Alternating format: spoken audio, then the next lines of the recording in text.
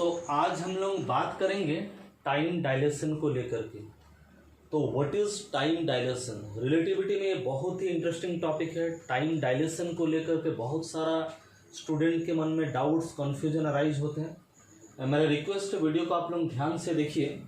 इससे related length contraction, इसके पहले एक वीडियो बनाए थे। टाइम डायलेशन आज जो बना रहे, सचमुच क्या लेंथ कॉन्ट्रैक्शन होता है, सचमुच क्या टाइम डायलेशन होता है, इसको लेकर के और एक वीडियो हम लोग बनाएंगे। क्यों डायलेशन होता है टाइम का, लेंथ का कॉन्ट्रैक्शन क्यों होता है। जब वेलोसिटी बहुत ज़्यादा होता है comparable to velocity of light, तो ये लेंथ कॉन्ट्रैक्शन और टाइम डायलेशन सचमुच दिखता है। तो क्यों हम लोग उसको महसूस नहीं कर पाते, तो कहाँ पर ऐसा एग्जाम्पल है जहाँ पर टाइम डायलेशन होता है, लेंथ कॉन्ट्रैक्शन होता है, ये सारा चीज़ को लेकर के हम लोग बात करेंगे आगे एक वीडियो में। आज कुछ बेसिक जो चीज़ है टाइम डायलेशन से रिलेटेड या लॉरेंस ट्रांसफॉर्मेशन इक्वेशन के आधार पर टाइम डायलेशन का जो रिलेशन है वो हम लोग डिराइव करेंगे और कुछ बेसिक बात हम लोग आज यहाँ पर डिस्कस करेंगे। तो सबसे पहले आप लोग जानते हैं टाइम क्या है ना, this is the interval between two events. दो घटनाओं के बीच का जो अंतराल है दैट इज कॉल्ड टाइम। सो यहाँ पर हमारा जैसे पहले भी हम लोग कंसिडर किए, we have two frame, one is S and another one is S prime. S is at rest and S dash is moving uniformly in x direction with velocity v and दो observer हमारे पास, एक यहाँ पर बैठा है, एक यहाँ पर बैठा। तो कोई चीज़, एक घटना घट रहा है, तो उस घटना को देख रहे, या तो क्लॉक है हमारे पास, उस क्लॉक को दोनों ऑब्जर्वर देख रहा है। तो इसके पास जो क्लॉक है और इसके पास जो क्लॉक है, ये दोनों क्लॉक में कोई डिफेक्ट नहीं है, दोनों क्लॉक सेम क्लॉक है, दोनों क्लॉक एक ही कंपनी का बना हुआ क्लॉक है, एक ही जैसा दोनों का क्लॉक चल रहा है। लेकिन फिर भी जब अपने क्लॉक से, क्योंकि हम लोग देखे लॉरेंस ट्रांसफॉर्मेशन में हम लोग देखे ये जो टाइम नापेगा और ये जो टाइम नापेगा, दोनों का टाइम सेम नहीं है। दोनों का टाइम मीन्स हम लोग जो ट्रांसफॉर्मेशन इक्वेशन जो हम लोग देखे, ट्रांसफॉर्मेशन इक्वेशन में ही हम लोग जो डिराइव किए थे, T dash equal to T minus Vx by C square under root 1 minus V square by C square. ये वेलोसिटी अगर बहुत ज़्यादा मीन्स v अगर बहुत ही ज़्यादा हो तो T dash equal to T नहीं हो सकता। v अगर जीरो हो जाए मीन्स ये दोनों फ्रेम अगर रेस्ट में है तो T dash equal to T होगा। v अगर थोड़ा कम हो तो T dash is nearly equal to T होगा। लेकिन v अगर बहुत ज़्यादा हो तो T dash is not equal to T होगा। तो हम लोग देखे थे जो लेंथ कॉन्ट्रैक्ट होता है, जो मूव कर रहा मीन्स ये फ्रेम जो मूव कर रहा है, ये जो लेंथ को मापेगा, और जो रेस्ट में है वो जो लेंथ को मापेगा, तो जो मूव कर रहा है वो लेंथ थोड़ा सा कम मापेगा, शॉर्ट उसको लगेगा, उसके लिए लेंथ शॉर्ट हो जाएगा, और जो रेस्ट में है वो थोड़ा ज़्यादा लेंथ को मापेगा। हम लोग एग्जाम्पल में भी देखें। अब हम लोग देखें ये जो टाइम को मापेगा वो डेस, और ये जो टाइम को मापेगा, दोनों टाइम में कौन बड़ा टाइम होगा, कौन छोटा टाइम होगा, किसका क्लॉक स्लो चलेगा, कहाँ पर टाइम डायलेट होगा, इसको हम लोग मैथमेटिकली देखेंगे। तो लॉरेंस का जो ट्रांसफॉर्मेशन इक्वेशन है हम लोग देखें, T dash equal to T minus V X by C square under root 1 minus V square by C square. तो t1 डैश बराबर इतना होगा, t2 डैश बराबर इतना होगा। तो ये जो ऑब्जर्वर जो मीन्स जो फ्रेम एस डैश में, वो ऑब्जर्वर जो इंटरवल को माप रहा है उसको हम लोग टी मानते हैं। और टी बराबर क्या होगा ना, टाइम है दो टाइम क्या है, दो घटनाओं के बीच का जो इंटरवल है। तो t2 डैश, कोई एक घटना t1 डैश टाइम में स्टार्ट और खत्म हुआ t2 डैश, तो कितना देरी तक वो घटना चला, तो t बराबर t2 dash minus t1 dash. तो t बराबर t2 डैश का जो ये वाला फॉर्मूला हम लोग डाल देंगे, माइनस t1 डैश का ये वाला फॉर्मूला डाल देंगे। नीचे में under root 1 minus V square by C square, ये कॉमन है।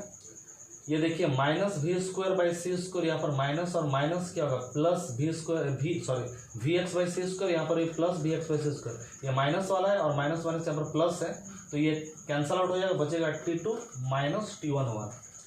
तो t2 माइनस t1 को हम लोग लिखेंगे t0। और t0 क्या है ना, t है टाइम इंटरवल जो मापा एस डैश फ्रेम में ओ डैश, और t0 क्या है, टाइम इंटरवल जो मापा एस फ्रेम में ओ, वो जो टाइम को मापा वो है t0।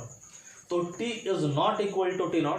एक फैक्टर हम लोग देख रहे हैं, वो फैक्टर क्या है ना, under root 1 minus V square by C square. हम लोग देखे थे लेंथ में L equal to L not, √1 minus V square by C square. वहाँ पर V square by C square ऊपर था, तो हम लोग क्या देखे थे, हम लोग देखे थे जो एल नॉट होगा बड़ा, एल होगा छोटा। इसी के आधार पर हम लोग कुछ उसमें एग्जाम्पल भी लिए थे। हम लोग देखे थे एल नॉट माने जो ऑब्जर्वर रेस्ट में वो जो लेंथ को माप रहा है वो होगा ज़्यादा, और जो मूविंग जो ऑब्जर्वर है मोशन में जो ऑब्जर्वर वो जो लेंथ को माप रहा है वो होगा छोटा, क्योंकि ऊपर में ये वाला टर्म था।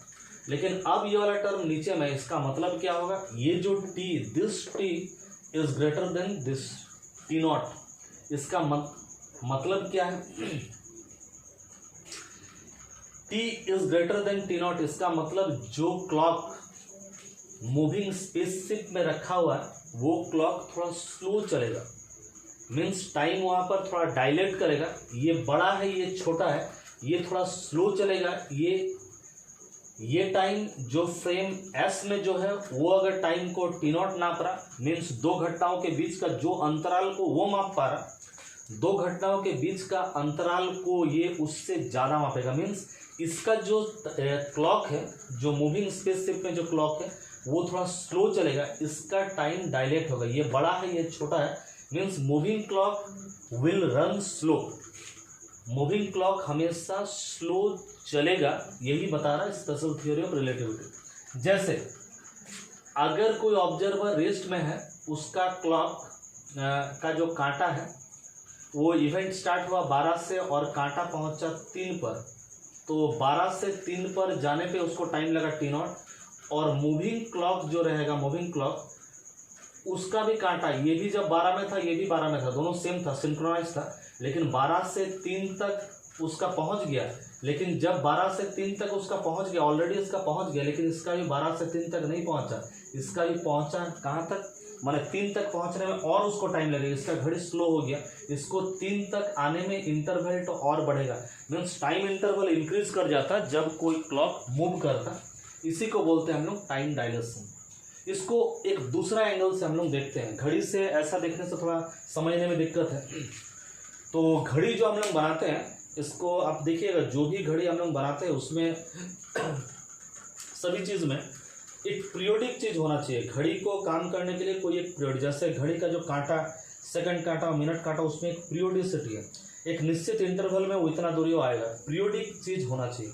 तो हम लोग एक घड़ी लाइट से बनाएंगे अभी, और ये एक हमारे पास मान लीजिए एक ट्यूब है, जिस ट्यूब में 2 मिरर हम लोग फिट किए, M1 और M2, और ये ट्यूब का लेंथ बहुत बहुत लंबा है। बहुत लंबा का मतलब कितना है, जैसे लाइट आप लोग जानते हैं 1 सेकंड में वो 3 लाख किलोमीटर जाएगा, तो मान लीजिए ये लेंथ है हमारा 1.5 लाख किलोमीटर, ये लेंथ है। उस ढंग से हम लोग को मानना पड़ेगा। एज्यूम कर लीजिए ये एक थॉट एक्सपेरिमेंट है। तो लाइट का पल्स यहाँ से निकल रहा है, यहाँ पर जा रहा, फिर यहाँ पर आ रहा, फिर जा रहा, फिर यहाँ पर आ रहा, यहाँ से जा रहा फिर आ रहा, मीन्स एक टिक हुआ। वो जो सेकंड वाला कांटा जो टिक टिक करता है, यहाँ से यहाँ तक जाने में उसको आधा लाइट सेकंड लग रहा, फिर यहाँ से यहाँ तक आने में और आधा, मीन्स जा रहा आ रहा, 1 लाइट सेकंड उसको लग रहा है। 1 लाइट सेकंड मीन्स वो दूरी, 1 सेकंड में लाइट जितना दूरी तय करता है उसको बोलते हैं 1 लाइट सेकंड।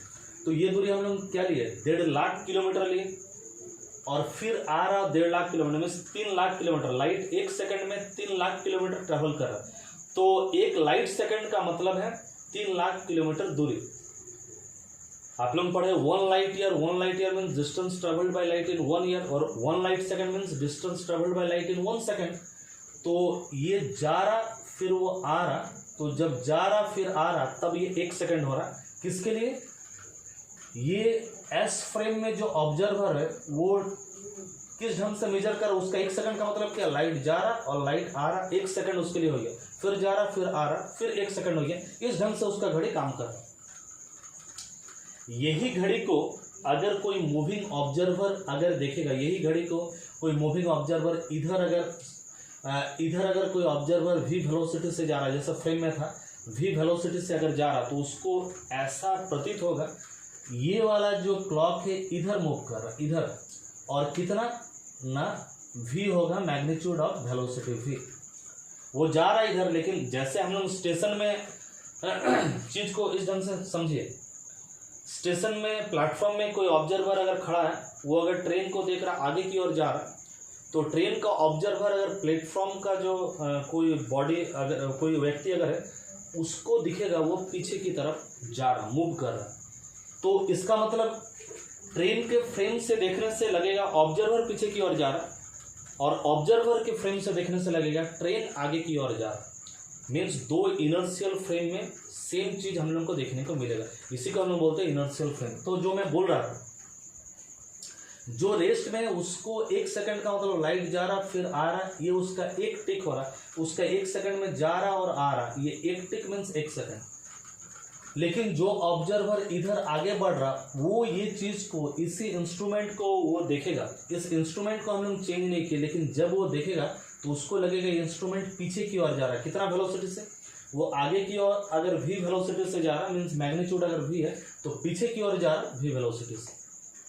तो हम लोग देखते हैं अगर उसको ऐसा महसूस होगा, हम लोग जो देख रहे हैं रेस्ट फ्रेम में उसको लाइट जाते हुए ऐसा ऐसा उसको लाइट जाता हुआ दिखेगा, लेकिन जो ऑब्जर्वर इधर से जा रहा है उसको लाइट सीधा जाता हुआ सीधा पाथ में उसको दिखेगा नहीं। तो ये जो टाइम को नोट करेगा, इसका टाइम का मतलब क्या ना, टाइम बराबर डिस्टेंस बाय वेलोसिटी।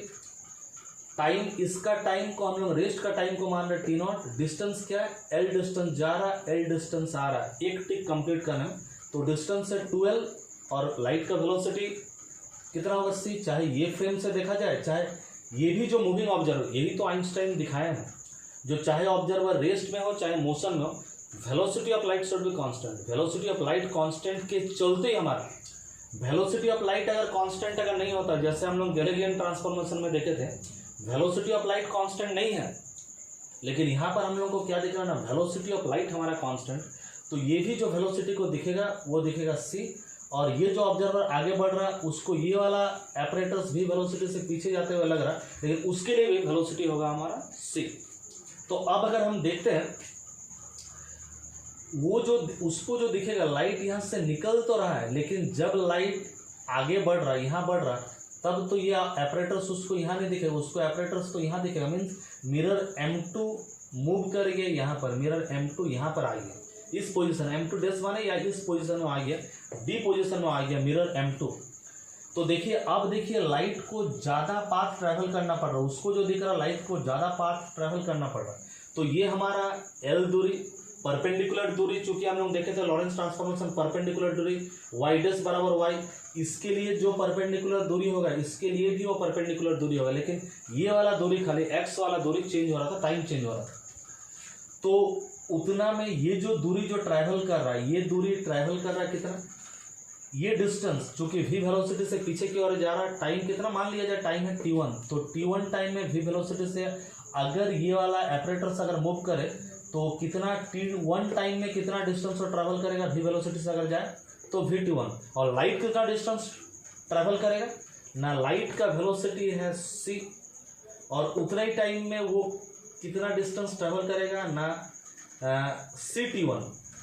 ये फ्रेम तो या ये एपरेटस तो ट्रैवल किया इतना डिस्टेंस, लेकिन लाइट एपरेटस का वेलोसिटी थोड़ा कम है, लाइट का वेलोसिटी ज़्यादा है, इसीलिए उसी टाइम में वो ज़्यादा डिस्टेंस ट्रैवल करेगा। अब हम लोग इस राइट एंगल ट्रायंगल में अगर हम लोग देखेंगे, हम लोग क्या बोलेंगे ना, इसका स्क्वायर बराबर इसका स्क्वायर प्लस इसका square, h square equal to p square plus b square. तो इसका स्क्वायर बराबर इसका स्क्वायर प्लस इसका स्क्वायर, ये हम लोग लिखेंगे। उसके बाद थोड़ा सा कैलकुलेशन हम लोग कर लेंगे, इसको इस पार में ले आइए तो t1 स्क्वायर और t1 स्क्वायर ये कॉमन आ जाएगा, इधर में l स्क्वायर बचेगा। तो t1 स्क्वायर बराबर हम लोग इतना लिख सकते हैं, स्क्वायर अगर हटेगा t1 बराबर l, इधर में रूट आ जाएगा। अगर यहाँ पर c स्क्वायर कॉमन ले लेंगे, c स्क्वायर अगर कॉमन ले लेंगे तो c स्क्वायर यहाँ से ले लिए तो 1 बचेगा, यहाँ पर तो नहीं है, बटा स्क्वायर बचेगा। c square common c square को रूट के बाहर निकालो तो क्या होगा, c हो जाएगा। तो ये l बाई सी हुआ, t1 माने यहाँ से यहाँ जाने में जो टाइम लगा वो है t1। लेकिन हम लोग क्या देख रहे हैं, जो ऑब्जर्वर जो रेस्ट में एस फ्रेम से देख रहा, लाइट जा रहा फिर मिरर M1 में वापस आ रहा, तो एस डेस फ्रेम से जो दिख रहा मिरर M2 में गया, वापस तो आया नहीं, M2 में जाने के लिए अगर t1 टाइम लग रहा तो वापस आने के लिए ये दूरी भी सेम है, वही t1 टाइम लगेगा। तो टोटल जो टाइम उसको लगेगा t बराबर t1 प्लस t1 या t1 प्लस और एक तो t1 मैंने 2t1। तो t1 बराबर इतना था तो 2t1 बराबर 12 बाई सी अंडर रूट नीचे में 1 minus V square by C square. लेकिन देखिए हमारा 12/c क्या है, ये जो 12/c के जगह हम लोग क्या लिखेंगे, t का t लिखे, 12/c के जगह में हम लोग लिखेंगे t नॉट और under root 1 minus V square by C square. जो फॉर्मूला हम लोग यहाँ पर भी निकाले थे, t का मतलब क्या है ना, जो ऑब्जर्वर मूविंग ऑब्जर्वर अगर कोई क्लॉक को दिख रहा तो वो क्लॉक क्या चलता हुआ नजर आ रहा, उसको चलता हुआ नजर आ रहा, स्लो चल रहा, उसको स्लो। इसका जब जा रहा आ रहा एक टिक हो जा रहा, उसको वही वाला क्लॉक जब दिखेगा, जा रहा, देखिए ज़्यादा डिस्टेंस में जा रहा, फिर ज़्यादा डिस्टेंस में आ रहा। जिस समय में लाइट यहाँ जाएगा यहाँ आ जाए, इसको जो दिखेगा इस वाला ऑब्जर्वर का दृष्टिकोण से देखिए, इसके लिए लाइट गया वापस आ गया, जाना एक इवेंट है, यहाँ से लाइट का निकलना एक इवेंट है और लाइट का वापस आना दूसरा इवेंट है। तो दोनों इवेंट के बीच का इंटरवल ये काउंट किया टी नॉट, और यहाँ से निकलना एक इवेंट है, इस मिरर में वापस घुसना एक इवेंट है। दोनों के बीच का जो टाइम जो काउंट किया ये, वो काउंट किया टी, लेकिन दोनों सेम नहीं हो रहा, दोनों के बीच में ये एक फैक्टर आ जा रहा 1 minus V square by C square. Means इसको लगेगा ये घड़ी स्लो है, ये ऑब्जर्वर जो है इसको तो लगेगा घड़ी ठीक है, लेकिन ये ऑब्जर्वर को लगेगा उसका घड़ी ठीक है, लेकिन यहाँ पर का जो घड़ी है वो घड़ी स्लो उसको दिखेगा। इसका मतलब ये ऑब्जर्वर जो आगे बढ़ रहा है इसको घड़ी पीछे हुए नजर आएगा, कब, जब उसको एज्यूम करना पड़ेगा जो वो रेस्ट में है, तभी ना ये पीछे जाता हुआ नजर आएगा। तो इसका मतलब ये अगर देखे क्लॉक जो मूव कर रहा वो क्लॉक स्लो रन करेगा, और यहाँ पर भी जो क्लॉक जो मूव कर रहा है, ये जो मूविंग ऑब्जर्वर जो क्लॉक को देख रहा था, जो क्लॉक रन कर रहा था, वो टाइम निकाला T, means moving clock run slow, इसी को हम लोग बोलते हैं टाइम डायलेशन। तो सचमुच क्या मूविंग क्लॉक रन स्लो। देखिए हम लोग इंस्ट्रूमेंट को कुछ नहीं किए, लाइट का वेलोसिटी एक फाइनाइट कांस्टेंट है, बहुत ज़्यादा होने के बावजूद भी एक फाइनाइट कांस्टेंट है। यहीं पर दिक्कत है, जो कोई भी चीज़ को हम जब मेजर करते देखते हैं तो ये लाइट कोई चीज़ से निकल करके आता है, लाइट हम लोग चाहे लेंथ को मेजर करें, चाहे टाइम को मेजर करें, चाहे कुछ भी, इंपॉर्टेंट चीज़ है लाइट। तो ये लाइट का वेलोसिटी फाइनाइट होने के चलते आइंस्टाइन जो चीज़ बोले हैं, चूंकि वेलोसिटी ऑफ लाइट न्यूटन के अनुसार, गैलीलियो के अनुसार लाइट का वेलोसिटी इनफाइनाइट है, या तो लाइट का वेलोसिटी इनफाइनाइट मीन्स उस समय तो मेजर करना संभव नहीं था लाइट का वेलोसिटी कितना है, वो लाइट का वेलोसिटी बहुत बहुत ज़्यादा है। मेजर करने का प्रयास किए थे न्यूटन भी और गैलीलियो भी, लेकिन उस समय उस तरह का इंस्ट्रूमेंट नहीं होने के चलते, फिजिक्स उतना डेवलप नहीं हो पाने के चलते संभव नहीं हो पाए। मिरर का रिफ्लेक्शन डिस्टेंस ये सब आधार पर गैलीलियो ट्राई किए थे, लेकिन उस समय में संभव नहीं हुआ। लेकिन एक्सपेरिमेंटली जो मैक्सवेल्स का इक्वेशन में देखे, velocity of light is finite 3 × 10⁸ metre per second. इसी के चलते हम लोग बोल सकते हैं लेंथ कॉन्ट्रैक्शन, टाइम डायलेशन ये हम लोग को मिलता है। क्या ये सचमुच होता है? यस, ये सचमुच होता है। और भी कुछ एग्जाम्पल हम लोग को चाहिए जिससे हम लोग को पता चलेगा जो लेंथ कॉन्ट्रैक्शन और टाइम डायलेशन सचमुच होता है, और इसके पीछे और क्या क्या कारण हो सकता है, क्यों, इसको लेकर के आगे का वीडियो में हम लोग बात करेंगे। आज के लिए इतना है।